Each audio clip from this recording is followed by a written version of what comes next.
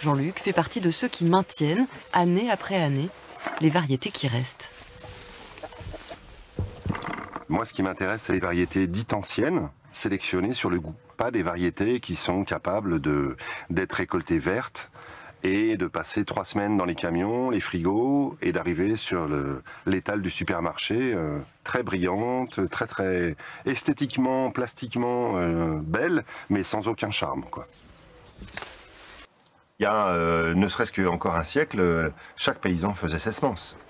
Ce savoir-faire, les agriculteurs l'ont peu à peu perdu avec l'arrivée sur le marché de graines plus productives mises au point par l'industrie semencière, les hybrides F1. Ces nouvelles semences donnent une très bonne récolte la première année, mais pas les années suivantes. Les paysans doivent donc les racheter tous les ans. Effectivement, ils ont doublé leur rendement. Mais ils ont doublé leur rendement au détriment de la qualité gustative, de leur autonomie financière, parce que pour investir, il faut aller voir les banques. Donc c'est tout un système qui s'est mis en place. Et donc on a transféré toute la semence à des sociétés spécialisées, avec un système bien ficelé, les engrais, les pesticides, l'uniformisation de l'agriculture, l'industrialisation de l'agriculture. Et maintenant, on voit les limites de ce système, et il y a de plus en plus de personnes qui se disent non, c'est pas ce qu'il faut, c'est pas ce que j'ai envie comme monde, et je me prends mes responsabilités et je refais la semence.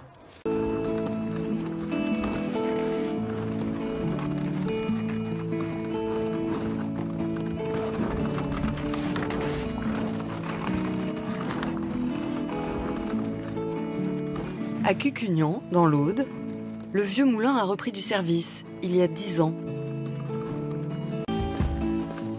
Il a été remis en route par Roland, le boulanger, passionné par les blés anciens. Roland n'a pas toujours été boulanger. Il était ingénieur informaticien. Il a tout quitté à 44 ans pour se former à l'art du pain auprès des compagnons du Tour de France.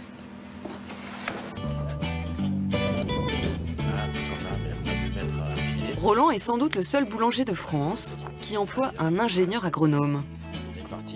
Coucou, Sébastien, tu vas bien? Ça va et toi? Sébastien, le chef des cultures, teste d'abord toutes les variétés sur des petites surfaces. Voilà le boulot? Ouais. Les variétés paysannes pourraient-elles à nouveau nourrir l'humanité? Pour l'instant, elles restent encore marginales. À peine 3000 hectares leur sont consacrés en France, 0,01% des terres cultivées. C'est sûr que ce soit sur les blés, les maïs ou toutes les cultures qui sont en grande culture, c'est très dur d'introduire ces variétés dans le milieu agricole à grande échelle, quoi. Enfin, c'est même quasiment impossible.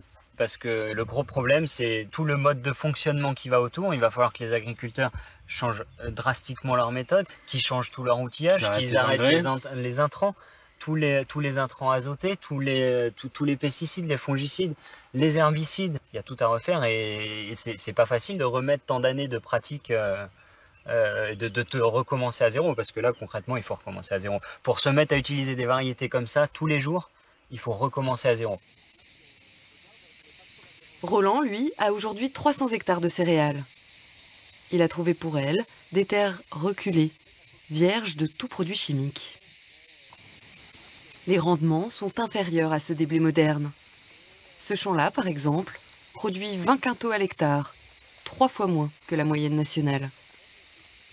La productivité, elle va être moindre que dans un champ hyper riche en engrais, minéraux, de synthèse, c'est certain.